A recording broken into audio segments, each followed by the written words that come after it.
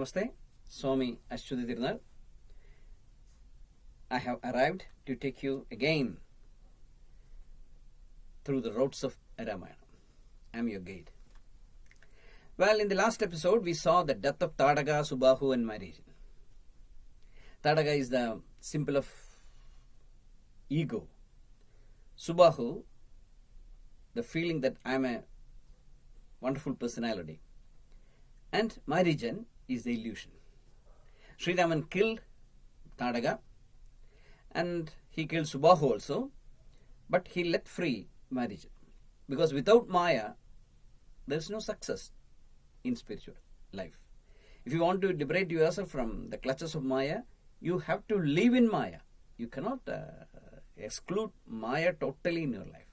That's why Sri Rama retained Maya. So when we walk in the path of spirituality, there should be some Maya, some illusions. We accept these illusions knowing that these are all illusions. Just like when we go for a film to enjoy. When we go to a theater to see a film, we know that the things that are happening in the screen are not real, but we really enjoy it. Similarly, a portion of Maya is kept in every individual's life. But now Vishwamitra is leading them forward. He is leading the two boys through the forest, and there Vatmiki says that they enter into Kamashramam. See that beautiful thing, Kamashramam. Kamam, the word means the passion of sex, the passion for love, the passion to have a mate in our life. That's called Kamam. That's everywhere in the world, in all animals, in everything. Without Kamam, there is no life. Life won't exist in this world if people lose Kamam. It is said that the Japanese people do not give much importance to Kamam nowadays. So, the scientists say that after 100 years, there won't be any race called Japanese people, because the children are very low in number in Japan. They are workaholics. They are not important. They are not interested in having sex or making children like that. Their whole interest is in their work. That's workaholism. Japan is having a big problem with workaholism. So they are teaching love and sex as a subject in the schools so that people will indulge in it.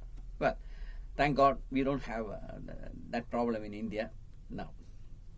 Well, why does he take them to the Kamashram? There's no much description about the Maharshi, Kaman and all these things in Ramayana there. But at a particular time of life, you become conscious about sex. And then you should know how to deal with it. If you don't know how to deal with it, that's going to give you a problem in your life. So Vishwamitra teaches them what is the importance of sex. That's what we should understand from that. Because now they are proceeding to a place where a lady who became the victim of Kama is lying like a stone. I'm talking about Ahalya. That's why Vishwamitra takes them to the Kamashramam first. Then they move towards the Ahalya Ashramam. Well, it's a very pitiful story. Ahalya, the word itself means a person without even a speck of a person without a speck of ugliness. That's Ahalya. There's nothing to say that, oh, this part of her character or behavior or anything is impure. She's the most beautiful person ever created. Ahalya is the most beautiful person or a girl in the world. Brahma created Ahalya with such a beautiful figure and face and all that. But she was married to Gautama, son of Brahma. So Gautama Maharshi is there, Ahalya is there. Then Indra becomes highly passionate seeing this Ahalya. And Indra wanted to have sex with her. He was fascinated by her figure. Then he asked his best friend Chandran or Moon to help him. And Moon came as an assistant in love. And they made a vicious plan. They knew that Gautama Maharshi had a habit of going in the early morning to the river to have his Sandhya Vandana. In the early morning and the evening there is Sandhya. So he goes to the river before the sun breaks. He goes to the river in the early morning, most probably in the Saraswati Yamam at 3 o'clock or something like that. So both of them, Indra and Chandra, waited outside. And when it reached 12 o'clock, Chandran crowned like a rooster, a cock.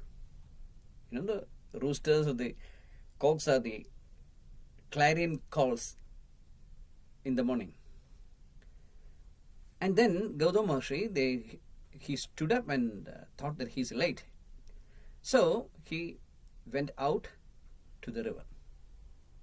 Then Indra attained the face and figure and dress and everything of Gautama. He's the king of Devas, so he has magical powers. He entered into that figure and he went to Ahalya and they made love. Poor Ahalya thought that it is Gautama. But Gautama understood that it is not early morning yet.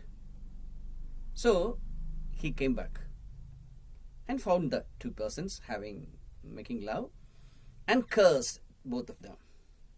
The curse put on Indra was that he would have 1,000 eyes around his body. And poor Indra had to suffer a lot. What a misfortune it is to have 1,000 eyes on the body. And it is said that he went to Suchindram and prayed to Lord, did a great penance there, and finally he was freed from that disease, that problem. That's why it is called Suchindram, the place where Indra was sublimated. That is in Tamil Nadu. Well, the curse put on Ahalya was very severe. Gautama Maharshi said that because of this sin, because that you have lost the chastity, you will live as a stone. You will remain on earth as a stone till the Treta Yuga comes and Mahavishnu comes as Lord Rama and frees you. That was the curse put on Ahalya. And Ahalya is there, lying like a stone in the wind and the rain and in all seasons. That's the story of Ahalya. Gautama Maharshi, after this curse, went to Himalayas to meditate. And he also said that the moment Sri Rama comes and liberates Ahalya, she can come and serve him in the Himalayas. So, Ahalya is lying like a stone. The impeccable woman, the flawless woman, the perfect woman. She is lying like a stone because she lost her chastity. And Sri Raman asked Vishwamitran what I should do. Vishwamitran says, liberate Ahalya. She has suffered a lot. Then, usually what these avatars do is they bless him. They bless the person, isn't it? But here, what Rama does is very different. He puts his right leg on the rock and says, Ramoham, I am Rama. Suddenly, Ahalya comes back from the rock and prays to him, and that prayer is called Ahalya Stuti in Adhyatma Ramayana. It's a wonderful study. That's the story. Well, what's the symbolic meaning of it? Let us see it tomorrow because it's a very interesting topic. Keep suspense.